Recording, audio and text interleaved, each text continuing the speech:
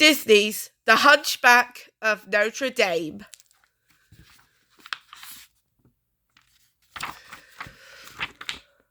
In the city of Paris, the bells of Notre Dame were ringing. In the streets below, a gypsy puppeteer named Clopin spoke to the children crowded around his wagon. Listen, they are beautiful. No, he declared, pointing skyward.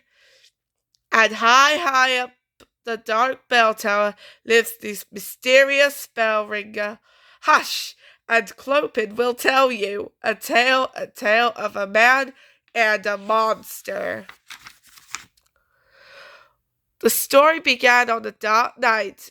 In the shadow of Notre Dame, a boat carrying several gypsies drifted silently down the river. 4 gliders for safe passage into Paris, the boatman told the group, but as soon as the gypsies stepped ashore, soldiers arrested them. The fearsome judge called Frollo emerges from the shadows. The judge noticed that the gypsy woman was carrying a bundle. Stolen goods, no doubt, he said. Take them from her. Frightening the woman started to run, Frollo chased her through the streets of Paris. The woman ran up to the steps of the cathedral with Frollo collapsing after her. As he grabbed the bundle, she fell and hit her head. Her eyes fluttered shut, never to open again. From inside the bundle came the sound of crying. A baby, murmured Frollo. He drew back the cover and gasped, a monster.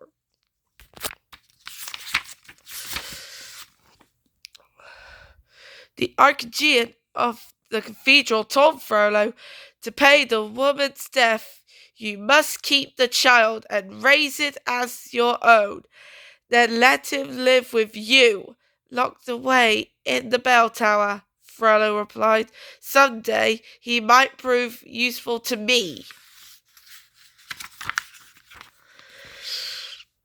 Frollo named the child Quasimodo, which means half-formed. As the boy became a young man, his form remained as ever, but his strength was beyond that. The ordinary man, with the strong arms, he rang the bells until they was as much of the part of his life as the stone gargoyles on the cathedral walls.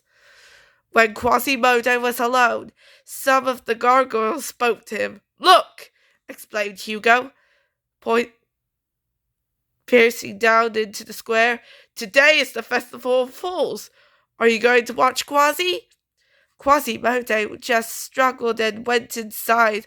Laverne watched him sadly and said, What good is watching a party if you never get to go? The gargoyles followed him into the tower. Quasimodo was gazing as the miniature city he had carved. It was the closest he had ever come to the outside world. I like to go, but I never fit in out there, he told his friends. Victor said, You should go. It would be an educational experience.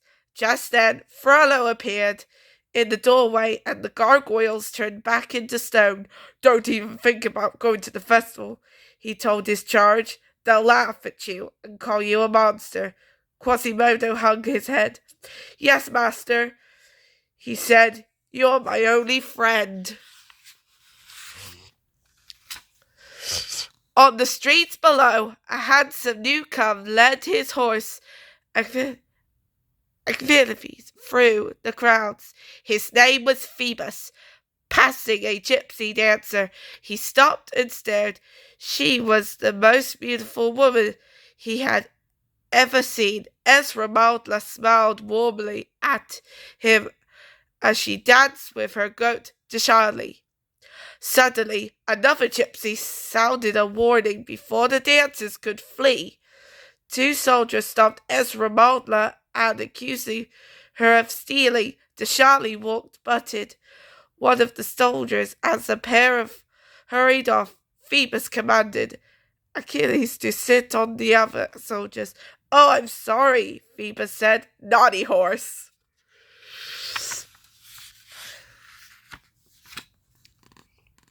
One of the soldiers waved at the jacket. "Phoebus, I'll teach you a lesson, peasant," he raged. Phoebus pulled back at his cloak, revealing a captain's uniform. "At case, Lyricent," he said, "and now would you please direct me to the Palace of Justice?" Once at the palace, Phoebus was taken to Frollo. "Well, Captain," the judge greeted him, "you've arrived just in time to help me stamp out the gypsies.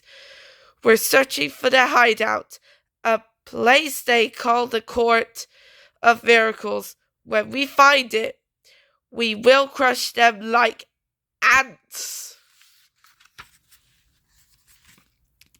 Frollo didn't know it, but Quasimodo had decided to join the festival after all, caught up in the wild celebration. Quasimodo stumbled and landed at the feet of Esmeralda. Quickly, he pulled his hood over his face. "Are you hurt?" she asked. "Here, let me see." She drew back the hood and said, "There's no harm done, by the way. That's a great mask." Later, as Esmeralda danced, Quasimodo gazed at her, remembering her kindness.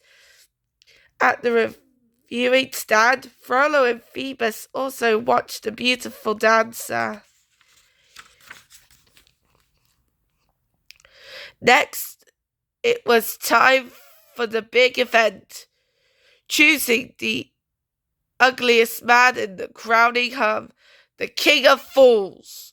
Esmeralda encourages Quasimodo to participate, but soon the crowd realized who he was. "It's the bell ringer of Notre Dame," somebody called at Clopin, urging at people crowned Quasimodo as the new King of Fools. The cheers soon changed to jeers. However, as the people turned against him, Quasimodo saw Frollo and cried, "Master, please help me." But Frollo did nothing. He wanted to teach Quasimodo a lesson about disobeying him. Esmeralda could not stand the cruelty. She freed Quasimodo and faced Judge Frollo. "You mistreat this poor boy the same way you mistreat my people," she told him. Furious, Frollo cried, "Captain Phoebus, arrest her!" But Esmeralda got away. She disguised her and slapped into the cathedral with Jahali.